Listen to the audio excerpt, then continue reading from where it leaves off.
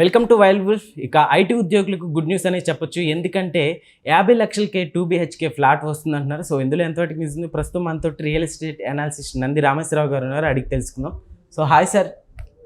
Sir చెప్పండి, 50 లక్షలకి 2 BHK flat అంట, ఎంతవరకు నిజం సార్? 30 లక్షలు కూడా దొరుకుతుంది దూరంకి వెళ్తే. అంటే జనరల్గా already developed areas like Banjara Hills, Jubilee hills, వీటిలో 3 bedroom 4 bedroom ఎక్కువ మూవ్ అవుతుంది, which is too expensive. Square feet 10-12 వేలు దాకా చెప్తున్నారు.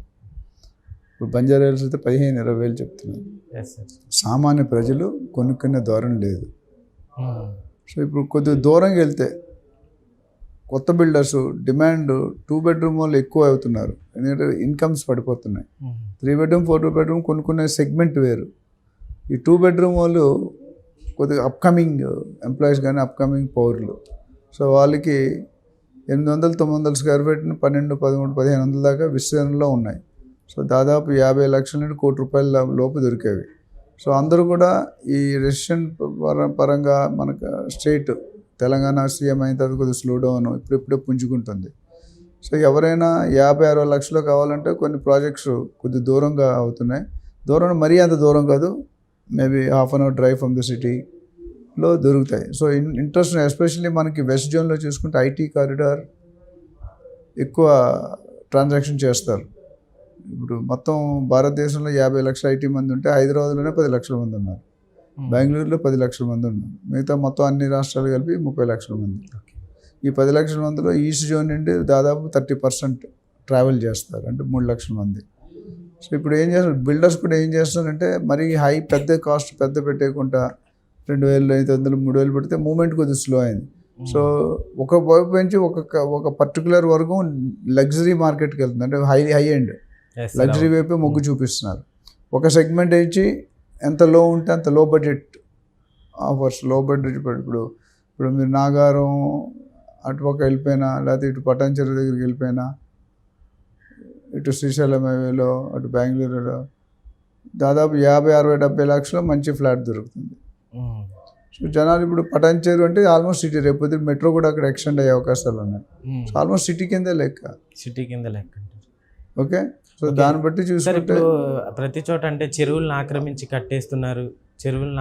కట్టేస్తున్నారు అంటూ వస్తున్నాయి కదా సార్.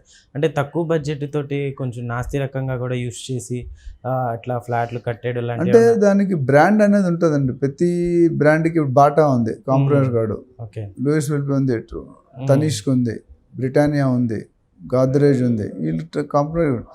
బిల్డర్స్లో కూడా రకరకాలు ఉన్నారు, లో class builders, middle class builders, high class builders, luxury builders. పిండి కొలిది రొట్టి అంతే. పిండి ఎంత ఉంటే అంతే కదా రొట్టె. ఒక చిన్న ముద్ద ఉంటే 10 రొట్టెలు రావు కదా. అట్లానే ఏ వర్గానికి చెందిన వాళ్ళు ఆ బిల్డర్స్ని ఎత్తుక్కోవాలి. ఇప్పుడు అందరూ అదే రేట్లో కొనుక్కోలేరు కదా. ఒకటి ఇన్కమ్ 25,000 ఉంటుంది, ఒకటి ఇన్కమ్ 50,000 ఉంటుంది, ఒకటి ఇన్కమ్ 1,00,000 ఉంటుంది, ఒక ఇన్కమ్ 5 లక్షలు ఉంటుంది. సో 5 లక్షలు కొనేది ప్లాట్ వేరు, 25,000 ప్లాట్ కొనేది ఆయనకి అంత కెపాసిటీ ఉండదు. సో రెండూ కరెక్టే. డెఫినెట్గా రేటు తగ్గినప్పుడు మందలు అవైతే మజ్జిగ పలచన అవుతుందని ఒక సామెత తెలుగులో. అవును sir.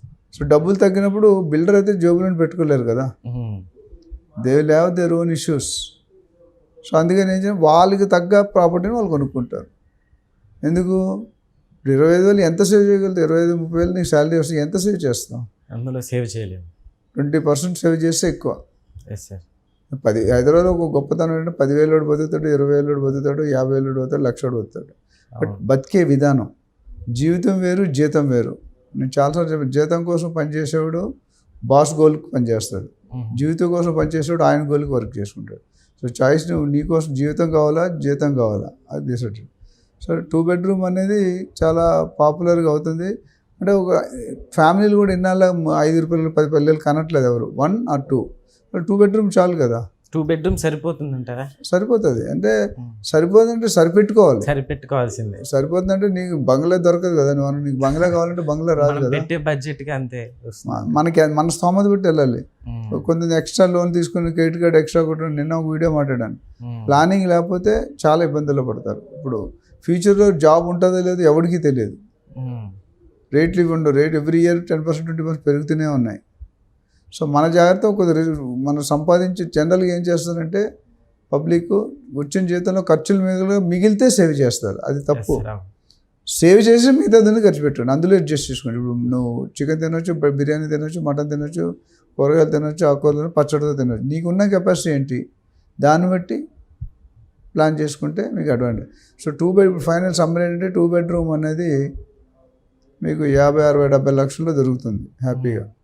So stand alone buildings ఉంటాయి, గేటెడ్ ఉంటే ఇంకో 2-3 లక్షలు ఉంటాయి. ఇందాక నేను చెప్పిన 800, 900 నుండి 1400-1500 square feet విస్తరణలో 2-3 bedrooms ఉన్నాయి. ఎక్కువ 2 bedroom అంటే 1000 square feet ఐడియల్గా, ఒక 5,000, 6,000 నుండి 50-60 లక్షలు.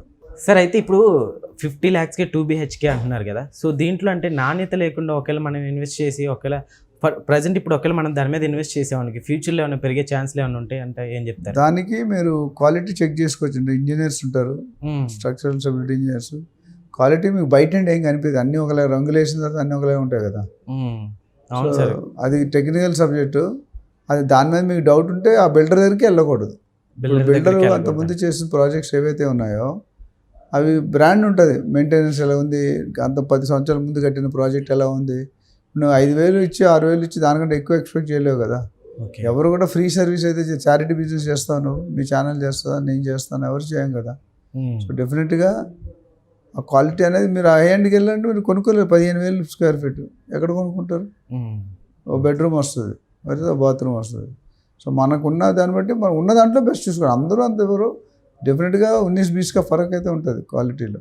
ఓకే, అక్కడ మనకున్న స్థామత బట్టి కొద్ది కాంప్రమైజ్ ఉన్న బిల్డర్స్ మంచి బిల్డర్ని ఎత్తుక్కోవాలి. ఓకే సార్, అయితే ఇప్పుడు ఫ్లాట్ మీద పెట్టే అంత ఇన్వెస్ట్ ఒకవేళ భూమి మీద పెడితే ఏమన్నా బెటర్ అంటారు? రెండిట్లో దేని మీద పెడితే బెటర్ అంటారు? డెఫినెట్గా ఫ్లాట్ భూమి రెండు కరెక్టే, రెండు రాంగ్ రెండు రాంగ్. ఎందుకంటే పర్పస్, ఇప్పుడు నీకు ప్లాట్లో ఎక్కువ వస్తుంది కానీ నీకు ఉండడానికి కావాలి, నువ్వు ప్లాట్ కొనుక్కోలేవు కదా. నీ పెళ్ళయింది, జాబ్ వచ్చింది, బెంగళూరుకి వెళ్ళిపోయావు, బెంగళూరు నీకు ఎవరు తెలియదు, మీ ఆవిడకి నీకు ఇల్లు కావాలి కదా, అయితే రెంటే తీసుకోవాలి లేకపోతే పర్చేస్ తీసుకోవాలి. సో ఈ ఫ్లాట్ అనేది మీ ఇండివిజువల్ పర్పస్ బట్టి ఉంటుంది. అంటే నువ్వు ఉండడానికి కొనుక్కుంటున్నావా, ట్రేడింగ్ కొనుక్కుంటున్నావా, ఇన్వెస్ట్మెంట్ కొనుక్కుంటున్నావా, అయితే దేనికి ఉండడానికి అయితే రూల్ వేరు ఉంటుంది, ట్రేడింగ్కి అయితే రూల్ వేరు ఉంటుంది, రెంటల్కి అయితే లాంగ్ టర్మ్ అయితే వేరు ఉంటుంది. సో 4 డిఫరెంట్ అంశాలు, 4 సబ్జెక్టులు, 4 చాప్టర్లు. ఈచ్ చాప్టర్ మనం సపరేట్గా మాట్లాడుకోవాలి. ఆ ప్రకారం జనరల్గా చూసుకుంటే ప్లాట్ మీద అప్రిషియేషన్ ఎక్కువ వస్తుంది. ఫస్ట్ హ్యాండే ఉంటుంది, సెకండ్ హ్యాండ్ ఉండదు ప్లాట్లో. ఫ్లాట్ అనేది సెకండ్ హ్యాండ్ ఉంటుంది, దాని రేటు 10 సంవత్సరాల తర్వాత తగ్గుతూ ఉంటుంది కార్లాగా. ఓకే సో ఇది ఏంటంటే దీనికి మన రియల్టర్ కన్స్ట్రక్షన్లో ఒక అడ్వైస్ సెల్ ఉంది, దానికి ఎవరైనా ఫోన్ చేస్తే మేము ఇదే చెప్తాం. 1 గంట సేపు మాట్లాడి అపాయింట్మెంట్ తీసుకుంటే మీ డబ్బులు ఎంత ఉన్నాయి, లోన్ ఎంత వెళ్తారు, డైరెక్ట్గా ఎంత వెళ్తారు, ఎంత పెట్టుకోగలరు, ఎంత పెట్టలేరు, దాన్ని బట్టి ఎక్కడ కొనుక్కోవాలి, ఎక్కడ రేట్ ఇవ్వాలి చెప్తాము. Okay sir, thank you.